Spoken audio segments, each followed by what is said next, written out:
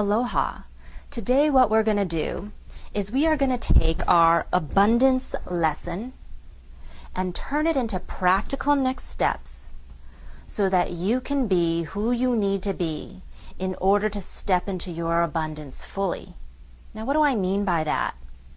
Let's say your abundance is to be a lean, mean, athletic machine. So who you're being is either in alignment with your abundance or not. So if I am a lazy cheesecake eater, I am not in alignment with my abundance. But if I become a gourmet health food aficionado, I am in alignment with my abundance. So my abundance lesson in this example is, how am I going to be a gourmet health food aficionado?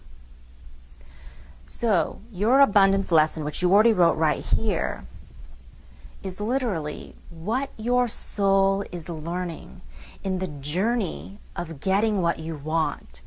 And it's the most powerful aspect of manifesting your abundance because it shows you who you need to be in order to step into your abundance fully. Now, you already wrote your abundance lesson down here in this box. Look at your worksheet right now. What does it say? Now, in the very next box, you're going to write down, how are you going to be your abundant self?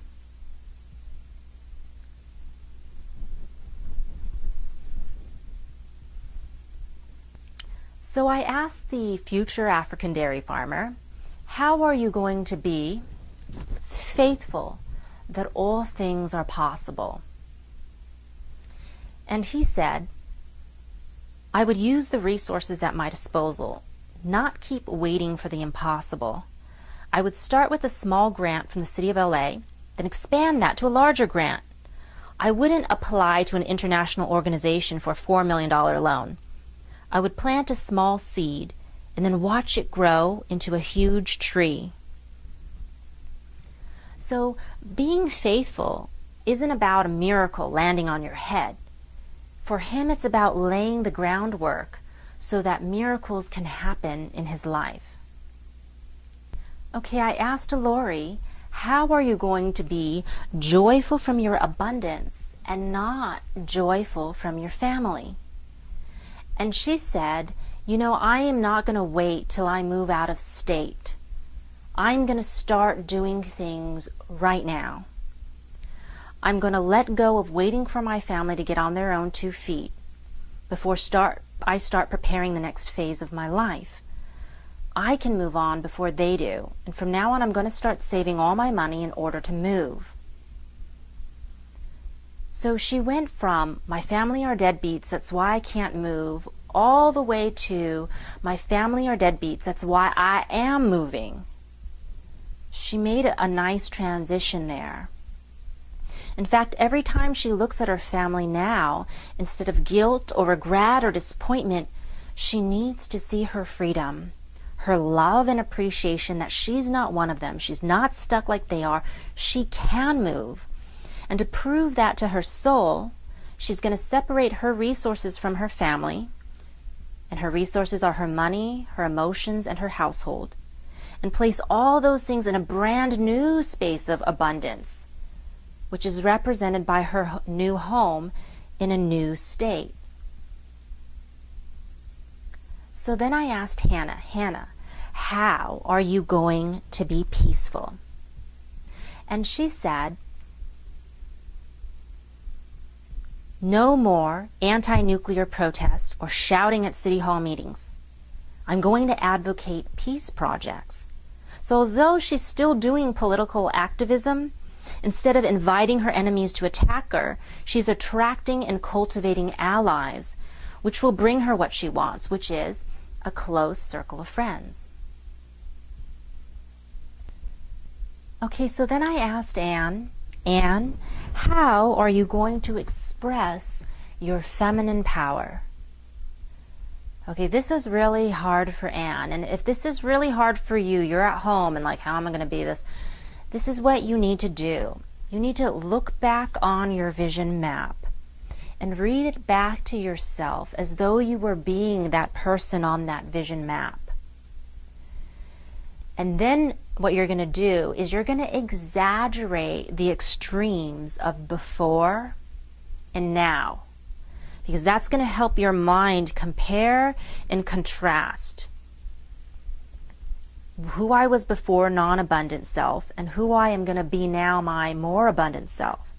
So with Anne, because she was stuck, this is what we did. I said, Anne, if you were feeling empowered, independent, and trustworthy, and you were creating romantic, spontaneous passion, and you were expressing your female power, you were being a real woman, not a mechanical, dry fertility clinic test tube patient.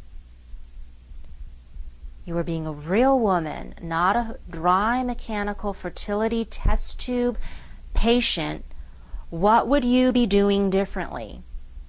And so Anne said, if I was being a real woman, I was expressing my female power, I would not be following an ovulation calendar.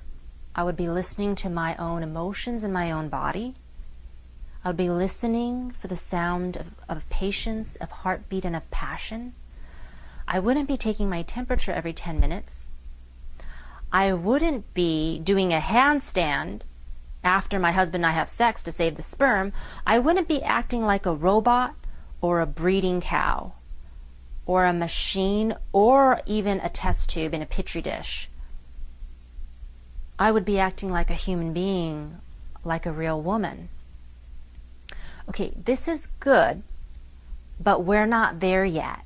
Now, if you're at home and you think you know what the answer is, you're not there yet.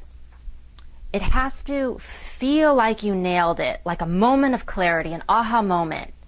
So if you're not there yet, you don't have this eye-opening clarity, you've got to keep moving with that train of thought, which is what we did with Anne. So I went on and I kept trying to ask her the same question over and over again, which is, Anne, if you were a real woman, you were expressing your female power, you had a real dream that you began to start listening inside of you, and that dream was going to become a real child, and you are allowing other people's dreams to come through you, your husband's dream to have a child, your child's dream to live, and you are opening up to expressing your female power. And then that's when Anne kind of had her little aha moment. And she said, well, when you put it that way, a real woman, she's a goddess. She speaks up. She walks into the room and she exudes love and strength and compassion. She's someone's mother. So she's very important. She probably has a garden or something in her home that reminds her of her role in the world.